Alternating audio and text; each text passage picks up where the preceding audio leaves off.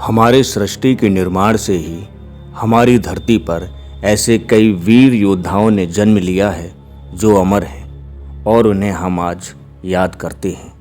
दोस्तों, आज एक ऐसे ही वीर योद्धा की बात करते हैं जिसे पूरे ब्रह्मांड का सबसे बड़ा दानवीर कहा गया। वो है शूरपुत्र कर्ण। शूरपुत्र कर्ण, जिसे महाभारत में सर्वश्रेष्ठ योद्धा माना जाता है। कर्ण के धर्मपिता पांडु थे और अंश पिता सूर्यदेव थे। दुर्वासा ऋषि के वरदान की वजह से ही कुंती ने सूर्यदेव का आवाहन करके पुत्र के रूप में कर्ण को प्राप्त किया। लेकिन कर्ण का जन्म कुंती और पांडु के विवाह से पहले ही हो चुका था और उस समय कुंती कुंवारी थी।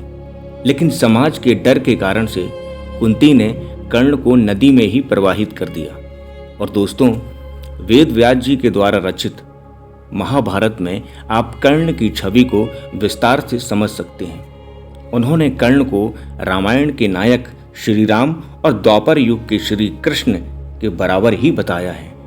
कर्ण को ब्रह्मांड का सबसे बड़ा दानी भी माना जाता है। यहाँ तक कि कर्ण के स्वयं गुरु परशुराम जी ने कर्ण को ब्रह्मांड का सबसे बड़ा योद्धा भी घोषित किया था और साथ ही साथ उन्होंने कर्ण को बेहद एक शक्तिशाली योद्धा भी बनाया था।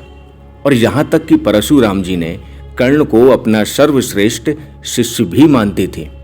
केवल इतना ही नहीं, कर्ण ने इंद्र जैसे महान योद्धा तक को भी हराया था और उनके पास गुरु परशुराम जी के दिए हुए कई सारे अस्त्र शस्त्रों का ज्ञान भी था। वेद व्यास जी की महाभारत में कर्ण की व्याख्या करते समय लिखा हुआ है कि कर्ण को अपने हिस्से का अधिकार कभी नहीं मिला। वास्तव में हस्तिनापुर की राजगद्दी के असली वारिस कोई और नहीं बल्कि सिर्फ कर्ण ही थे। किंतु अपनी मित्रता निभाने के लिए कर्ण ने जानबूझकर अधर्म का साथ दिया। महाभारत के सबसे बड़े नायक, सबसे बड़े धनुधारी और सबसे बड़े श्रेष्ठ पुरुष कर्ण को भी माना जाता है। तो मित्रों, ऐसे थे हमारे इस पूरे ब्रह्मांड के सबसे बड़े दानवीर शूरपुत्र कर्ण।